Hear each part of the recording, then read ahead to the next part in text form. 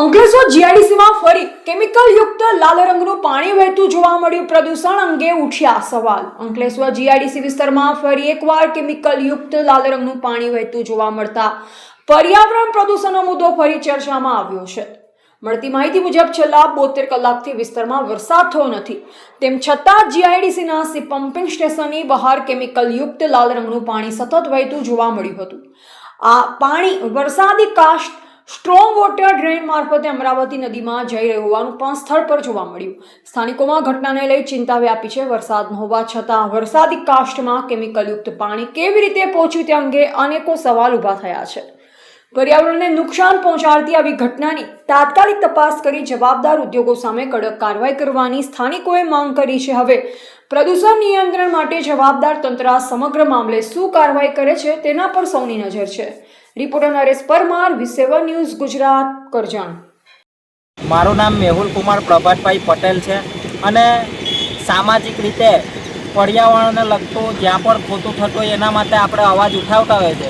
તો ખાસ કરીને આપ સૌએ જે 2 દિવસ અગાઉ પહેલાં સોશિયલ મીડિયા અને મીડિયા મિત્રોના માધ્યમથી જે જીઆઈડીસીના ઉદ્યોગ મંડળો જેમણે નિવેદન આપેલું કે અમારું સી પમ્પિંગ કામ કરે જ છે અને કોઈ એવું ખરાબ કેમિકલવાળું પાણી આ સી પમ્પિંગમાંથી અમરાવતી નદીમાં નથી જતું.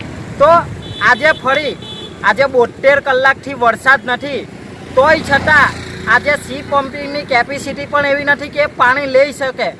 સૌથી વધારે અત્યારે સવારથી લઈ સાંજ સુધીમાં અત્યારે 6:30 વાગ્યા છે તો પણ સી પમ્પિંગનું પાણી ખૂબ મોટી માત્રામાં બહાર વહી રહ્યું છે અને જે સી પમ્પિંગમાંથી અંદર પાણી લેવા આવે છે અંદર જ ઓવરફ્લો છે તો એનું વધનું પાણી ઓવરફ્લો થઈને કેમિકલવાળું સીધું અમરાવતી નદીમાં જાય છે.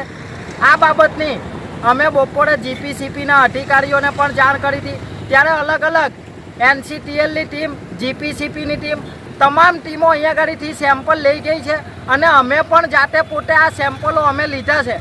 આવનાર સમયમાં આ ઉદ્યોગ મંડળોના અમે સેમ્પલો પણ તપાસ કરાવીશું અને આ પાણી તમે આ વિડીયોના માધ્યમથી જોઈ શકો છો. સ્પષ્ટપણે કેમિકલવાળું પાણી છે અને જે જીપીસીપીના જે જીઆઈડીસીના ઉદ્યોગ મંડળના પ્રમુખ અને એન્વાયરમેન્ટ એઆઈના ચેરમેને 2 દિવસ પહેલાં જે વિડીયોના માધ્યમથી આ મીડિયા સમક્ષ જે કણ વિડીયો છે એ ખોટા છે એવા નિવેદનો આપેલા.